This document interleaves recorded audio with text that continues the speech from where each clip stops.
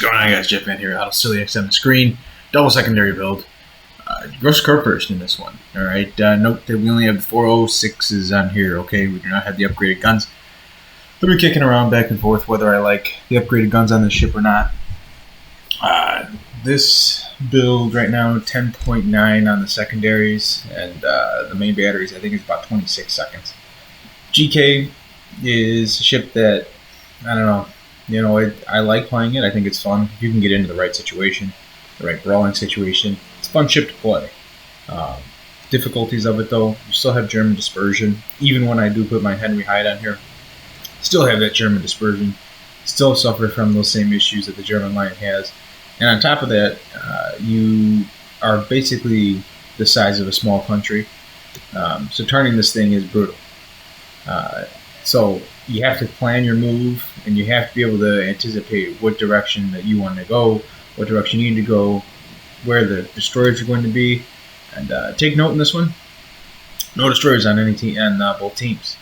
So this is going to be a good opportunity for the Kurfurst, right? It's a good opportunity for me in this ship to be able to brawl, get up where I need to get to without having that threat of destroyer torpedoes. Now, you see there right off the bat, little 7K rip. What is good about the Kurfurst? The upgrade of the secondaries makes it pretty good. Honestly, I think they need to upgrade those secondaries more. I mean, this is a legendary battleship. It should have Bismarck secondaries, in my opinion, or at least the range on them. You know, this should have 11 plus kilometer secondaries when you have it fully spec'd. And honestly, I would say it probably should have more. I mean, this ship needs to be important or unique in some way.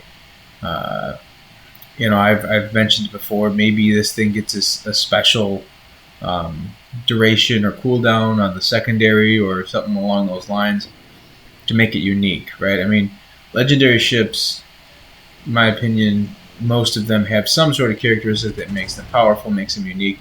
In this Kurfurst, while the armor is good, the superstructure is so large and massive that it's a problem.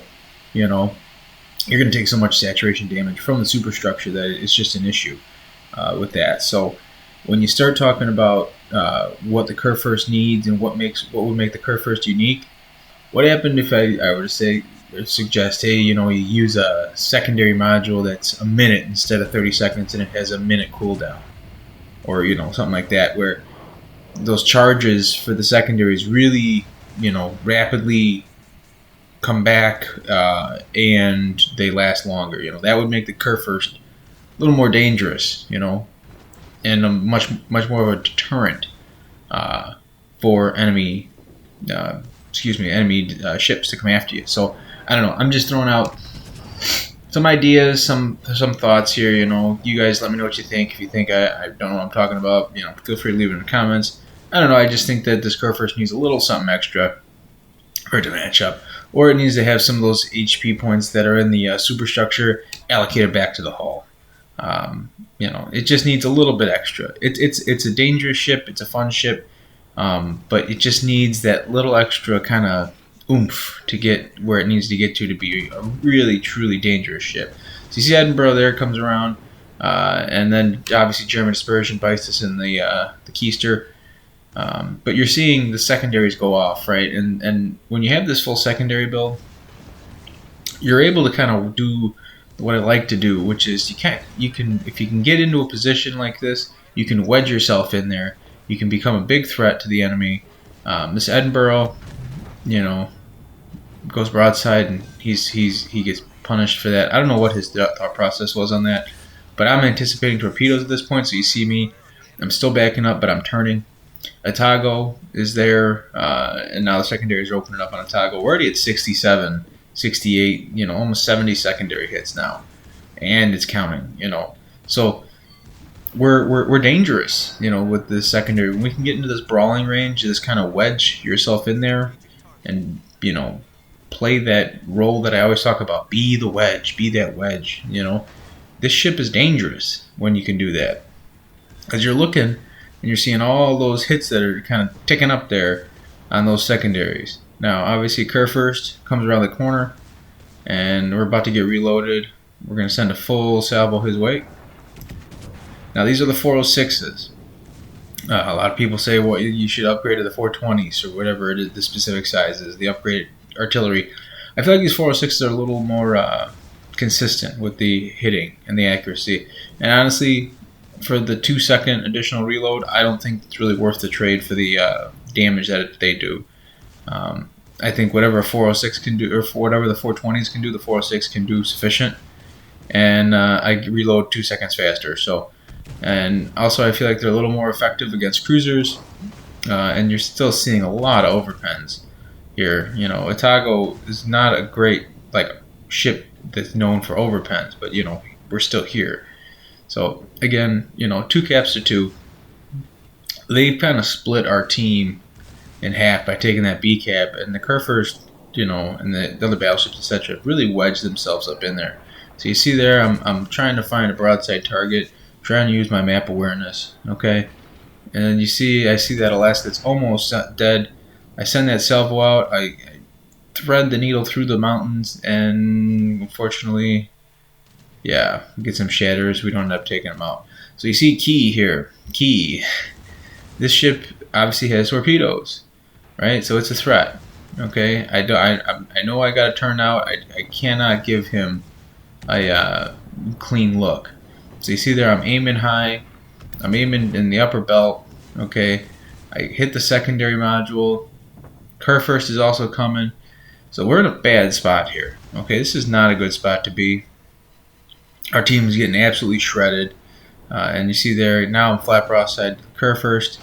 My goal is to basically try to turn out and kite. And then I thought I would have got away with it, but then the rear guns of the Kurfurst take a big chunk out of me. So, you know, it is what it is there.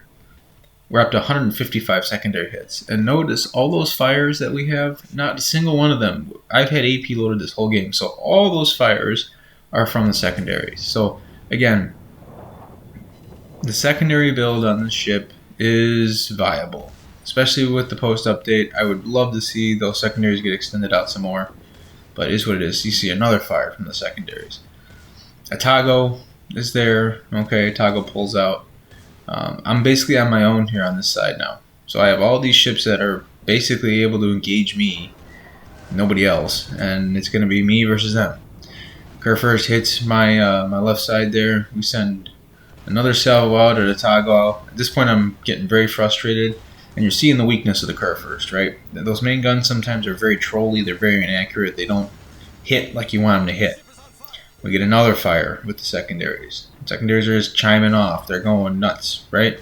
We're in that position. We're putting them in a spot where they're able to maximize and do their most.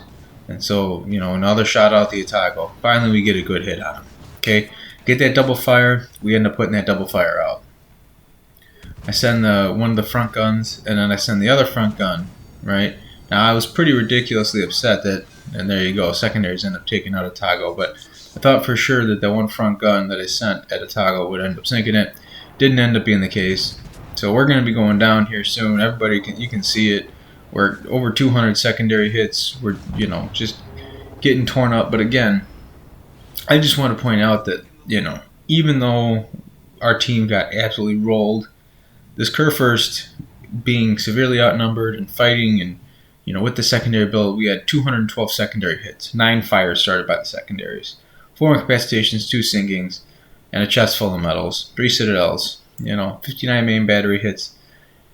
You know, so what I'm trying to get at here with this Kurfurst is that, you know, there's strengths and there's weaknesses of the Kurfurst. Okay, a strength that is clear to me is the armor does hold up. Okay, I had a couple instances in this game where, you know, maybe if I would have angled a little better, if I didn't give that Kurfurst my broadside, that's 15, maybe almost 20 extra K that I would have saved. You know, I mean, that could have been the difference for me, but is what it is. You know, and then obviously maybe trying to go toward the center more as opposed to playing on that flank could have maybe slowed their push up the middle, maybe helped the team out a little. But we got smoked here. I just thought that it was a decent game where the Kurfurst was able to get up close, get into that brawling range, and really show that the 406s are effective for the most part. They're a pretty effective gun. Obviously the shots on the Atago, that's just bad luck, bad RNG roll, whatever you want to call it. But when you have this build spec'd for pure secondary, like I have here, you're going to have some of those issues sometimes. But again, 212 secondary hits, 9 fires. I mean, that's the beauty of this of that build. Okay, you're putting yourself in a position where you're going to get that residual, that secondary fire burn damage.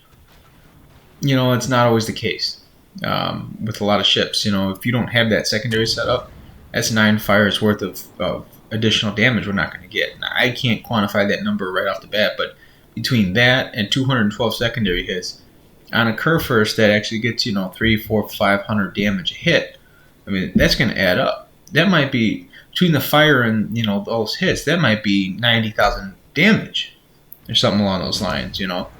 So again, I don't have a hard number on it, but you see what I'm saying with that. When you have a Kurfurst and you have that secondary build and you can put yourself into a position where you can brawl, then you can have a fun ship. It's a fun time to do that. Now, obviously, my video yesterday in the Yamato, and I talked about some of the issues of Legendary tier.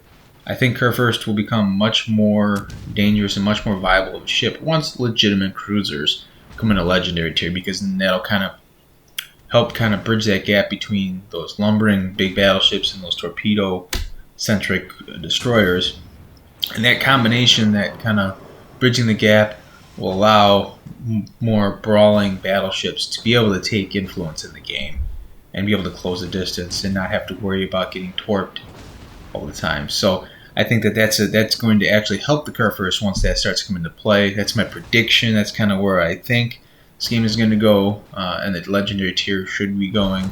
Obviously, you see there, that's going to do it for us in this one. Again, I already ran over the stats with you guys, but again, 9 fires just off the secondaries, 200 plus secondary hits, 10.9 kilometer on the range. Secondary build, I think it's pretty viable. If you guys agree with me, leave the video a like, and we will see you guys out on the high seas.